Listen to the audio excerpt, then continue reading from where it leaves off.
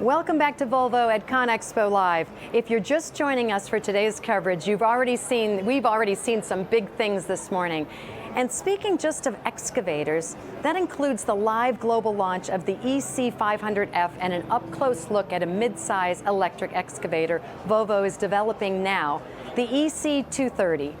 We also had some great conversations with some of the familiar faces, such as Volvo Group President Martin Lundstedt, Volvo Construction Equipment President Melker Jernberg, and Volvo CE North American President Stephen Roy. All of that is now on demand for you to watch. But you don't want to do that just yet, because we're happy to have another familiar face with us today, one of the world's most recognized Volvo owners, Parker Schnabel, from the hit television show Gold Rush. If you have a question for Parker, you can put it in the chat and we'll get back to you on that, as we'll answer as many questions as we can. So, Parker, thank you for joining us today. How are you? Thanks for having me. I'm good. Yeah. You're losing your voice, right? You've been talking. Yeah, day one, I've already lost my voice. Yes, so everybody's got lots of questions for you. Yeah. So like I said, I know it's day one. What's your impression of ConExpo so far? Yeah, I just got here, but it's obviously like good for these shows to be back, right? Like COVID and all of this stuff is behind us. I'm glad we don't need to worry about that or think about it in terms of like, well, at least we're outside, having a right? nice show, being Exactly. outside, seeing everybody again. It's really nice. It's very nice. So, and I like that as well. Now, Gold Rush has been airing on the Discovery Channel since 2010. That's a long time. So it's now, what, over 300 episodes and counting? The job sites you're on are pretty remote, from what I understand. And what emphasis does that put on the machine's reliability and the ability to minimize the downtime if you're way the heck in the middle of nowhere? Yeah, that's a big one, and it's tough to do. With a lot of it is like having good parts and having good parts availability and people and having some of that infrastructure on site. But, you know, really, the only real way to do it is to have low-hour gear that's reliable and just keep it maintained well. But it's hard to do that, you know. It's definitely hard to do that. Especially in remote locations, I would assume. Yeah. What's the strangest remote location you've ever shot in? I have to ask. Probably Papua New Guinea. Oh, wow. Yeah, we did a big prospecting trip over there 5 or 6 years ago. Wow, that's not your typical destination. No. No. No, it was a lot of fun though. Good So trip. while you're here, what are your plans this week in the Volvo booth? Really, I'm just here to meet people and chat about gear and what they're up to, and you know, construction, mining. It's been good so far. So, and what about ConExpo each day? We're here in Vegas. Give me a safe, for all audience answer on what are you most excited to do while you're here? Oh, while I'm here at the show. Yeah, at the show. I don't know. I really do like seeing a lot of the like new technology that's coming out, and I haven't had a chance to walk around at all yet. So I'm hoping to just be able to spend some time walking around and seeing all the new stuff that's out. Yeah. And what about for Volvo, since we're in the Volvo booth, what Volvo machines do you currently own and operate? So we have like 10 trucks, like articulated 40-ton and 45-ton trucks, mostly Gs. And then we have 6 loaders. Oh, wow. Okay. Most of them are L250s, a couple of 220s. And then we've also got 5 or 6 excavators. Wow. So that's a pretty big fleet. And the ones that have impressed me the most are the loaders. Well, I mean, Volvo without a doubt makes the best truck, but the loaders for us have been like, they're a big, they're kind of a huge part of our operation, and the loaders have to be running, and they really have to have good uptime. And you know, we've put 20,000 hours on a couple of the Volvo loaders with almost no issues. So wow. Yeah, they've been unreal. That's pretty amazing. So were you that kid when you were younger and every child's played with a truck and then you were like, well, I'm just going to take this into the rest of my life? Who gave you your first truck? No, it wasn't quite like that. But I did grow up in a family of dirt movers and road builders and all of that kind of stuff. And my grandpa was a logger and sawmill owner in Alaska, so it's definitely in the blood. Yeah, you were destined. Yeah. Yeah, so you didn't just get your average everyday little truck when you were a kid. You got to actually deal with the real things, right? Yeah, exactly. So now you spend a lot of time operating these machines. Now, what qualities make the biggest difference in reaching those goals with the different kinds of vehicles that you have? I would say that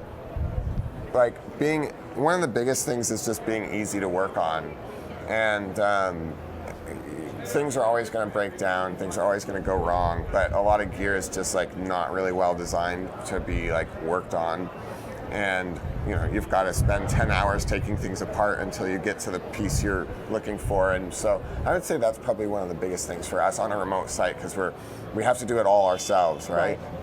You can't phone a friend at that point. You have, it's on you. No. Wow. So has there ever been an instance where a Volvo feature, speaking of that, on one of your machines actually saved the day? I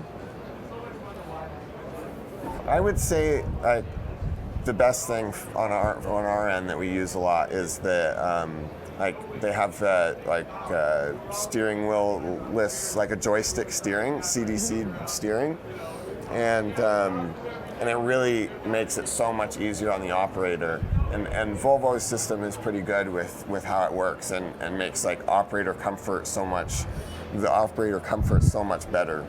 Than things have changed over the years, right? Yeah. So what's the toughest job you've ever had?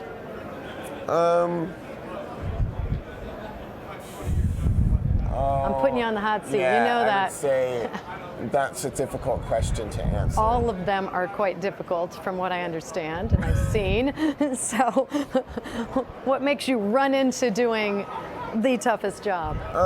I mean, from an equipment standpoint, I've traveled all over the world, and we've looked at a lot of, mining properties and done a lot of exploration in a whole bunch of countries. But I mean, in terms of a dirt moving project, 2 years ago we took on a big piece of ground that had to get done, and we called it Mud Mountain.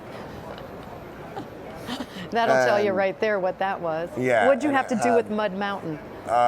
Just keep it from, it was all in permafrost. As long as you don't let it melt, then you can manage it pretty easily. So you were trying to keep it a mountain. Yeah, exactly. Or I'll just move it a little bit.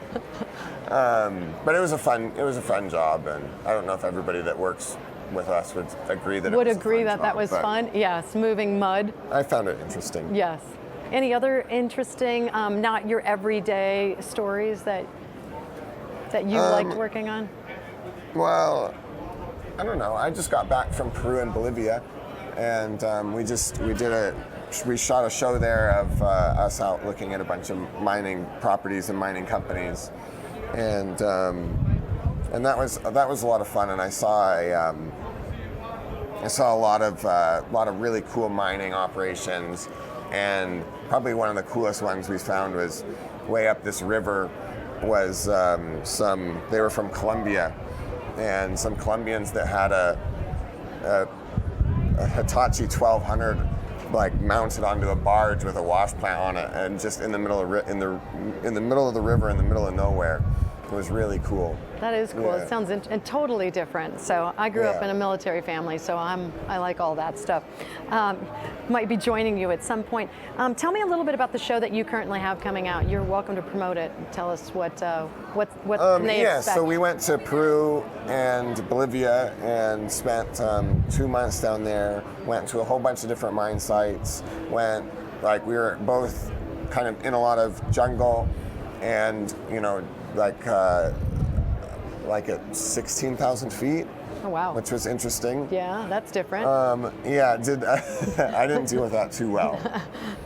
It was very difficult, but it was an amazing trip. Yeah, and saw a lot of really cool miners and some difficult some difficult conditions for sure, though. Yeah. It was a fun trip. I have to ask, your background, how'd you get into this besides your family? Making a show about this is an entirely different idea than just... Yeah, so I wasn't on the first season. So the show had been started before I showed up.